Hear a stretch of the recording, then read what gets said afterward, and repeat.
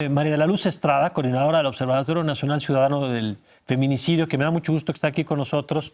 ¿Qué tal? Muy buenos días. Buenos días. Perdón, pero tenemos que empezar por esto último. Es ridículo que hoy le estemos pidiendo cuentas, o que eso parezca, al padre por atreverse a subir a su hija al transporte público cuando el responsable no solamente es el autor material, sino la institución, el Estado, que no respondió a tiempo, porque hay protocolos para estos casos que vale la pena poner sobre la mesa, y si le parece empezamos por ahí. Sí, mira, es indignante que la propia familia, después de vivir una tragedia, un feminicidio de su hija, tenga que vivir la discriminación o la culpabilización, sí. donde las autoridades son las responsables. Primero, porque el transporte público debe ser seguro. Claro. Nos deberíamos de preguntar a quién se les está dando las concesiones, cómo se está supervisando, porque estamos viendo quién está teniendo el transporte público sin querer generalizar, son delincuentes. No, y lo que podemos decir es que la autoridad no controla quién está en el transporte público. Eso, por un lado, eso es está muy clarísimo, grave. claro. Pero por el otro lado, se pudo haber evitado este feminicidio. A ver, ¿por qué? ¿Cuáles son los protocolos? El papá fue y denunció de carácter inmediato. La autoridad está obligada por el protocolo ALBA que se active. En ese momento se activa la alerta AMBER y la autoridad, la policía municipal tiene de carácter, hay células de búsqueda inmediata, se ha capacitado para que puedan actuar en las primeras 24 horas. ¿Por qué es tan importante eso? Para encontrarlas con vida. Porque estoy segura que si esa niña lo hubieran buscado de carácter inmediato, la encontrarían con vida. Entonces dejaron pasar, dijeron que se había ido seguro con su novio y entonces la autoridad actuó omisamente. Y eso es violatorio porque el protocolo lo establece muy claramente cómo se deben de articular todas las autoridades que entran para la búsqueda y en el caso la investigación. Es decir, no se hizo nada. Hay una falta del Estado, primero en el transporte, porque decían hay unidades que no deberían estar circulando y que están circulando. Ahora vemos que dicen que hay el padrón pero hay irregularidades en el hecho de que una persona así estuviera conduciendo, pero luego hay irregularidades en la respuesta y hay que recordar que hay una alerta de género para el Estado de México. ¿Qué significa eso? Pues la alerta precisamente estableció la seguridad en el transporte público.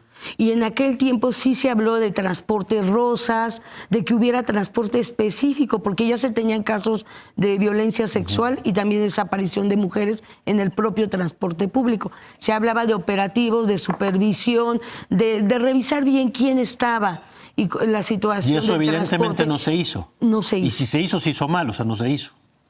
Mira, lo que se hizo fue mínimo, porque realmente estamos viendo que está operando transporte, que ni siquiera todo el mundo ahora no conocía a la combi. Y yo creo que hay que recordar al Coqueto. El Coqueto, que fue igual en el Estado de México, se pudo comprobar que mató a 7 mujeres y en el microbús era el mismo modo operandi. ¿Qué pasa?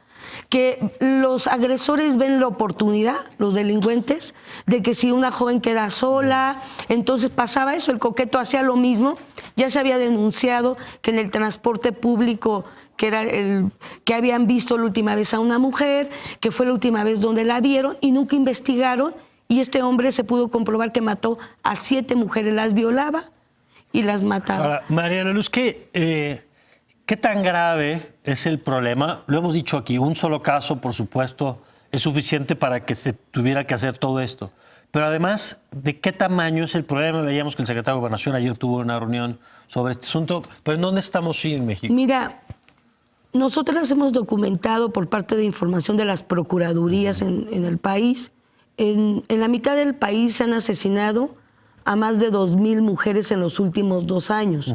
Solo se han podido investigar 25% como feminicidios, porque todavía tenemos problemas en la investigación criminal, a pesar que tenemos protocolos de cómo deben de investigar este tipo de asesinatos. A ver, porque luego sé que hay una parte de la opinión pública que a lo mejor no está tan familiarizada.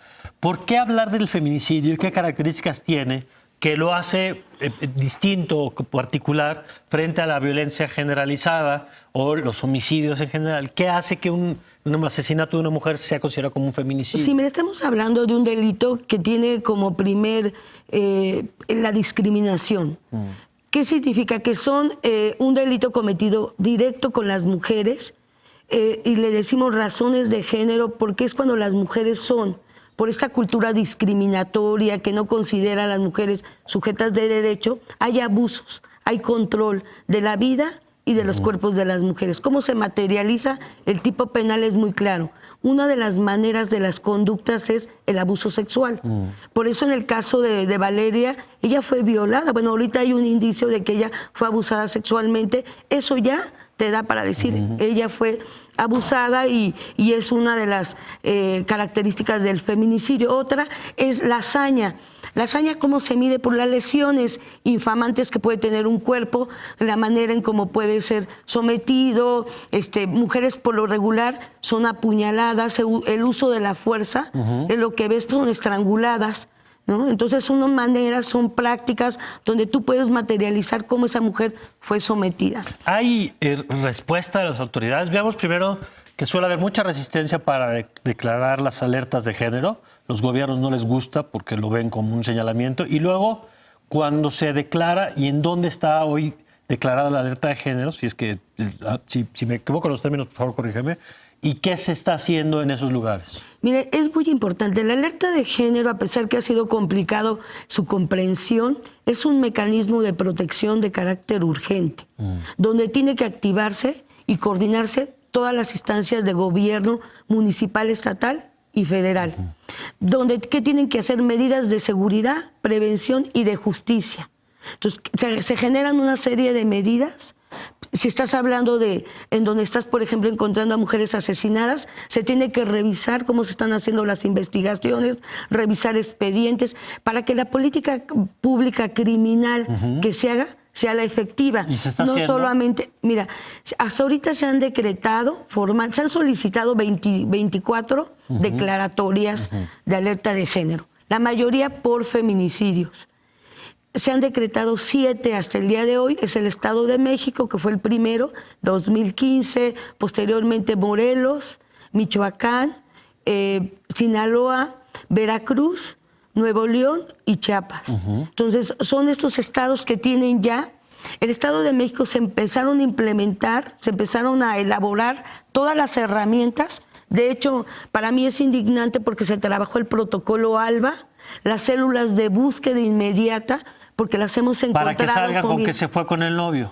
Eso es violatorio ya, porque el protocolo establece. De hecho, se generó las 24 horas. Ya la autoridad no puede decir que tiene que pasar 72 o 48 horas, porque eso puede poner en riesgo la vida de las mujeres. Se puede evitar un feminicidio o, por ejemplo, que las mujeres, por el tema de la trata, sean llevadas a otro territorio o a otro país. Entonces, hemos visto en la práctica que cuando actúa la autoridad de carácter inmediato, las hemos encontrado con vida y se ha evitado que se cometa otro delito. ¿Hay lugares donde sí están funcionando las medidas? Mira, yo te diría que ahorita estamos en el proceso de la implementación, de que cuando la autoridad no solamente tiene que tener voluntad realmente para que esas medidas se implementen. Los mecanismos los están generando. El desafío es que se implementen debidamente. De lo contrario, ¿de qué sirve capacitar a las autoridades? ¿De qué sirve que conozcan, que uno genere las herramientas para que actúen de carácter inmediato si la autoridad está actuando omisamente? Y yo lo que diré aquí es que tenemos que sancionar. No queda otra mientras les cambia la mentalidad discriminatoria a los operadores de justicia, mientras comprenden la problemática. Si no lo hacen... O sea, tiene que haber sanciones para quienes no hicieron. Y está establecido, está establecido en el protocolo ALBA que debe de haber sanciones, y yo diría no solo administrativas, sino penales, porque pudieron haber evitado el dolor de la familia. En el caso del Estado de México, ¿a quiénes tocaría esas sanciones? Principalmente es al Ministerio Público y a las policías municipales. Y yo diría, el presidente municipal tiene que estar atento, porque es el responsable. En el caso de Nesa, donde se cometió este feminicidio, que tenía que haber revisado qué está pasando, por qué no están actuando las policías municipales de carácter inmediato, y le corresponde también a la Fiscalía, el caso de que era la Procuraduría, hoy Fiscalía, estar viendo porque el Ministerio Público tampoco actuó. María Luz, muchas gracias por acompañarnos. Muchas gracias. Gracias.